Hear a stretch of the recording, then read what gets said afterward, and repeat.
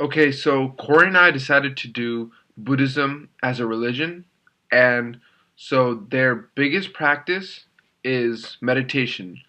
And so what we decided to do was meditate every day for 3 days, and just for about half an hour, and see how we feel. See what the differences are, what we learn, how we feel different. Did it help us? Was it a waste of time for us? And so just first of all, Buddhism doesn't isn't very really time consuming religion. There isn't uh, it doesn't mandate you to study. I mean, not study. Pray 5 times a day like Islam, or it doesn't it doesn't interfere with many things. And you like for Judaism, you're not allowed to. It doesn't restrict you on technology or using cars or eating pork. And so overall, Buddhism isn't too much of a time constraint. It was just, especially for high school seniors, um, even though we were second semester, I personally play tennis as a varsity sport in the spring. And so it was kind of hard finding a whole half an hour free to meditate for. But I feel in the end that meditation really helped me. And so what I would do is I would meditate for 30 minutes, and then for the last few minutes I would say some mantras. And so I'll talk about the meditation in this video, and in my second video I'll talk about the mantras and what it did. And so meditation was I would first do sit down in a comfortable position with my back straight, and I would start paying attention to my breaths and start paying attention to what how I breathe in, how I breathe out. Really, really focus on that. And if I say I get an itch or something, I try not to think of it. I try to keep my mind completely focused on my breath. Try to keep my mind completely focused on like my surroundings, and not really too focused on uh like think about other things like, oh, my tennis match that just happened, or my my paper I have to write that night. And I try not to focus on that. I try to focus on uh, how I'm feeling, paying attention to my breath. Any Do I feel any like drafts? Do I feel any air? And so paying attention to the surroundings and the breath. And so basically, what happened was I felt really. So basically, while I was doing meditation, it was extremely tough to keep my mind focused for 30 minutes straight.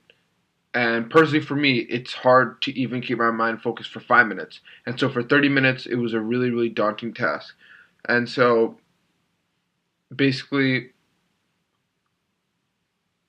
for 30 minutes straight, uh, I tried to keep my mind focused on my breath. That's it. And so at the end of the 30 minutes, uh, at first I would feel really I'd feel really like kind of tired and like mentally fatigued after trying to focus for so long. But within 5 minutes, that's all gone, and you feel extremely refreshed, extremely energized, and really motivated to do work. And so, even though I said previously that it was hard to find 30 minutes to do meditation, in the end, those 30 minutes helped me save even more time after the 30 minutes because I was able to mentally focus on what I was doing.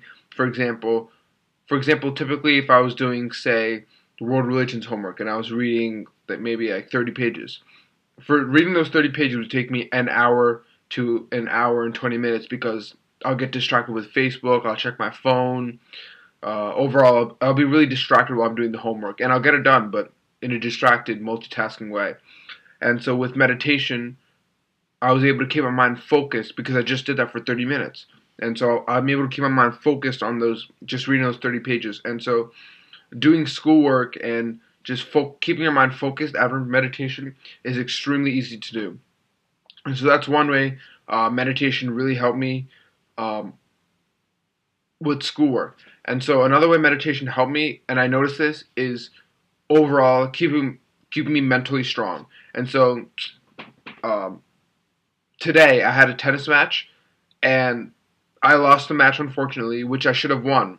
And so I was really, really mentally disturbed by that, and I'm still a little bit angry about the fact that I lost that game, the match, which I should have won. But with meditation, I was able to really stop, think about what happened, uh, analyze the game, and then say, okay, in the grand scheme of things, this is not a big deal. Don't be too angry about it. Move on. Try and beat him next match. And so meditation overall helped me take out the negativity in my life and promote positivity and always look at the bright side of things.